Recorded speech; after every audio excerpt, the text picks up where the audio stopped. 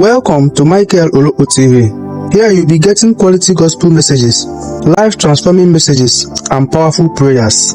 Our mission is to build a people with understanding of the gospel and transform lives that glorify God. Thank you for being part of us. God bless you.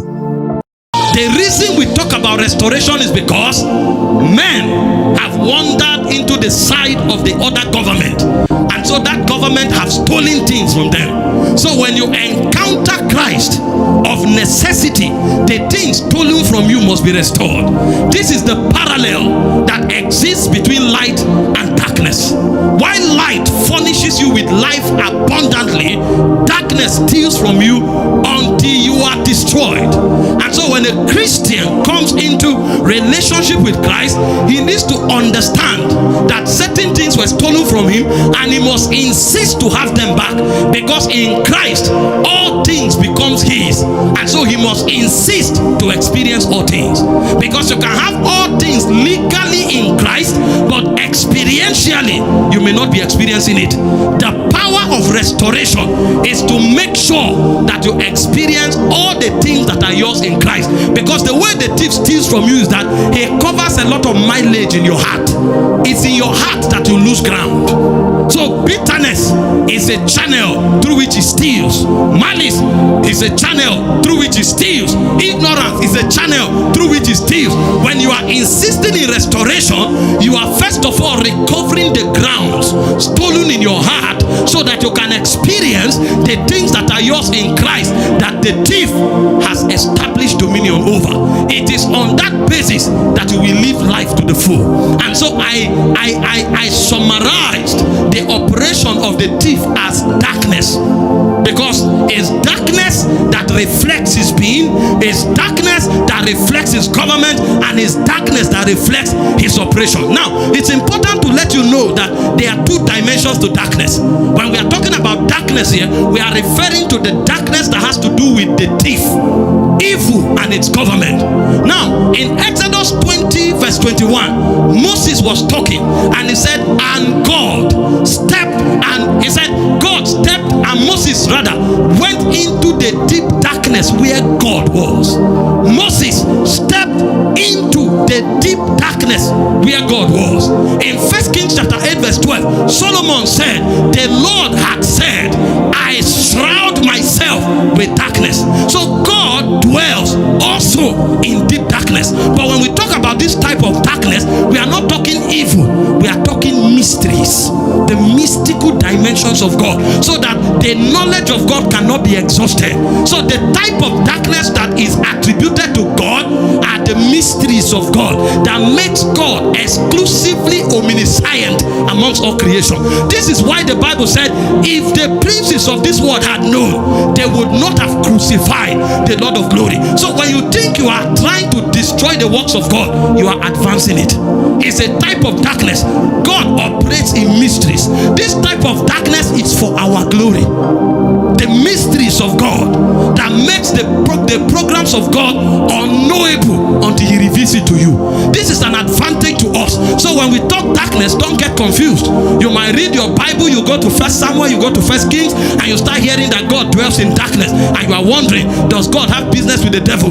That order of darkness speaks of the mysteries of God. But the darkness I'm talking about here tonight is the devil and his government. You need to understand that there are forces you will require to counter his operation, so that everything stolen from you can be restored. Because these beings are organized. Make no mistakes about it. Many Christians undermine the devil and his operation. That's why they have problems. Paul said, don't be ignorant of the devices of the enemy. This is not an attempt to exhort him, but this is to fortify you with knowledge, so that you have an advantage. If you undermine him, you'll be shocked what is capable of in your life. Darkness darkness is well structured. This is why the believer must be fortified with spiritual weapons to overcome darkness. Are you following this? When you are dealing with darkness, there are two principal things you will find. Number one is that darkness is separated into ranks. Not every demonic being or not every demonic operation is at the same energy level. There are darknesses that operate only at the frequency and the jurisdiction of individuals. They don't have the clearance to operate beyond individuals. The Bible speaking in Matthew 12:43 and 44, it says when an evil spirit is gone out of a man, it goes about in dry places looking for where it will inhabit. It said if he doesn't find any, he didn't say he goes and enters a territory. He doesn't have that jurisdiction. There are spirits that control territories, but there are spirits that their jurisdiction is only in men. So if they can't find men, they are stranded. All they will be left with is dry places of torment. So what they will do is that they will have to return to that man. Because of necessity, they must be in a location. And so as they return to that man, he said if that man is clean but not filled, he said that spirit will bring 7 other wicked demons. What do you mean by clean? He has encountered Jesus. He has received Christ. He is born again, but he has not been fortified with knowledge. You know what Jesus said? He said that spirit will come with 7 more wicked demons. And what he will do to that man will be worse than the state he was before he ever met Jesus. How can a man encounter Jesus? Demons are cast out of him. He receives life, and you say his state becomes worse. Because darkness has the power to jeopardize your existence. And then there are darkness or demons, devils, princes that rule over territories. So what they do is that they come to exact dominion over a territory. They are not interested in men. You know why? They are not disembodied. They have bodies. These ones are not demons. They are fallen angels. So they don't need to possess a man to have a body to function. All they needed was the authority of man to have legitimacy over his jurisdiction, over his territory. These ones are not looking for bodies. They are looking for territories because they are princes. So their obsession is territorial, not men. Because if they take territories, they will not possess one man. They will create institutions and systems that will enslave men and generations. Those type of darkness are higher in authority than the ones that possess individuals. You study your Bible, Daniel chapter 10, verse 20 to 21. The Bible said Daniel began to pray, seeking deliverance for Israel, and suddenly answers released from heaven from verse 12, but the answer never met him for 21 days. And you know what? When Gabriel showed up, he said the prince of Persia withstood me for 21 days until Michael the archangel was sent to come and support me. So the prince of Persia is not looking for a man to possess. He's looking for Babylon to exercise government over. It's a territorial prince. So you may be born again, but if you enter Babylon, you'll be shocked that corruption will enter you. You will come under another influence. You may not be possessed by a demon, but you will not know why you can't fulfill purpose. If you study Isaiah 19 verse 3, you will hear of the spirit of Egypt. Why Babylon corrupts? Egypt enslaves. That's why you find many people doing what they don't like. They are Christians, but they are under the influence of a territorial spirit. Now, because of the influence of that spirit, they will not fulfill purpose, and they don't know why. So you see, a prophetess who is a mighty seer is yet a prostitute. You see, an apostle who should shake nations is a drunkard. And you are wondering what is going on. He's under the influence of darkness, a prince that rules territories. That's the challenge many Christians have. And so when we are talking restoration, we are talking with an understanding that we know the operations of darkness, and we are not just saying God should give us what was taken from us, but to give us authority to operate above their influence. Do you know there are many people in Abuja today who live fake lives? Very fake.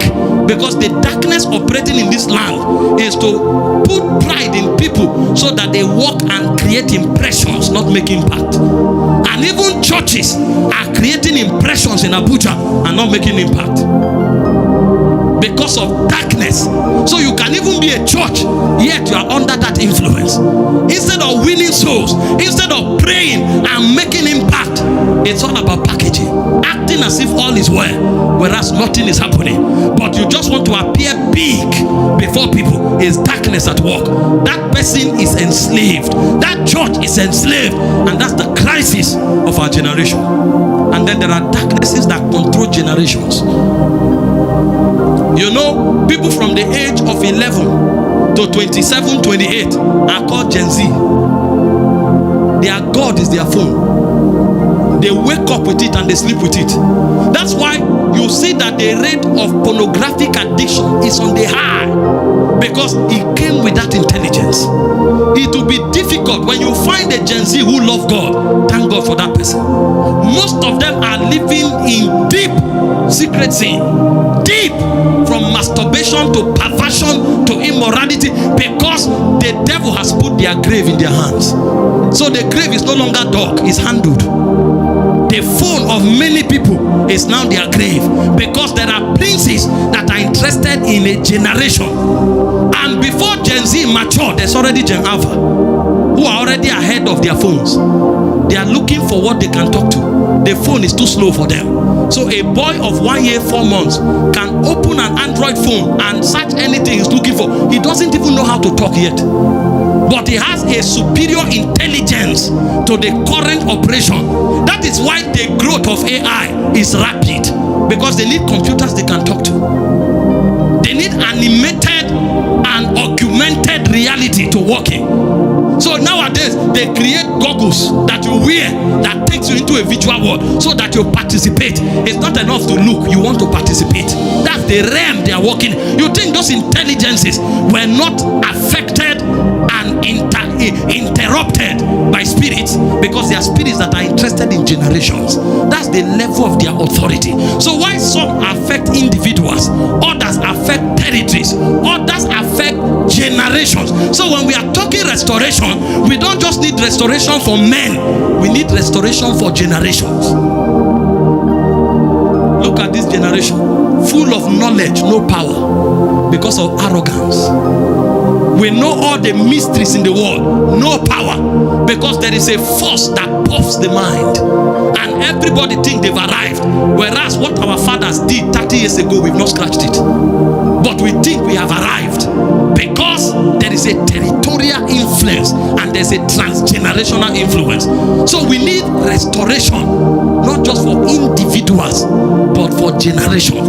And our generation is in urgent need of restoration.